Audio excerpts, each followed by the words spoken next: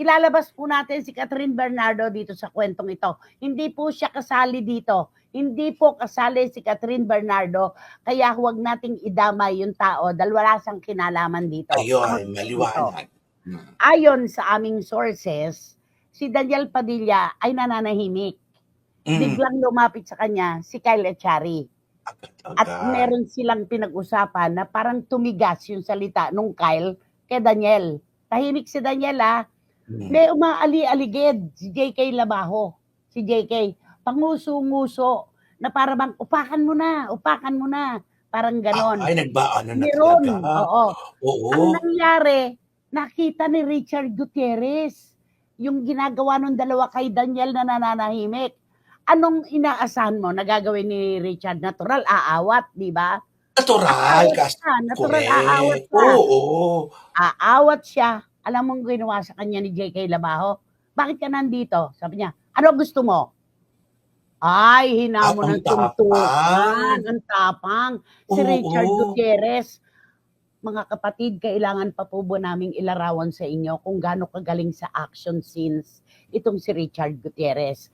Nung akma na nasusugod si Richard, nagdatingan ang mga security guard at ang iba pang mga tagapamuno doon. Yung mga road managers, yung mga ganon. So, okay na sana. So, sila ay umakyat na. Si Tita Annabel, nalaman na lang niya na mayroon palang gulo sa ibaba. Doon na sa itaas kasi nandun na sila sa Skybar. Nagsimula pa pala ito sa babang initan. Oo, sa Skybar. Ngayon, ang kay Tita Annabel, walang pagkampi, kundi ang bantayan ng kanyang anak. Perfect. Mas kilala niya si Richard Gutierrez. Kapag hinamon mo si Richard, hindi uurong. Di ba?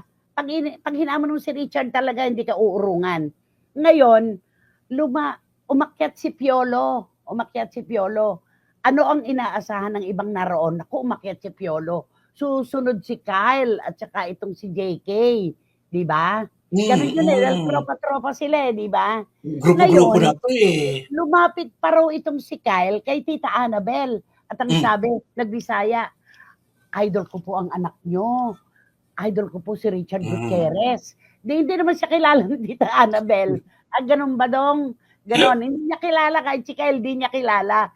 So wala siyang hint na ito pala yung nanduro. Nag-ano sa anak niya, ng gamon. So ganon. Ang bilis daw ng mga pangyayari ayon sa aking source. Nakalusot yung JK Labajo, lumapit kay Richard Gutierrez at kunwaring nagsosorry pero pangisi-ngisi. Hinamon ulit si Richard. Then nakita niya yung gusto niyang makita. Di ba?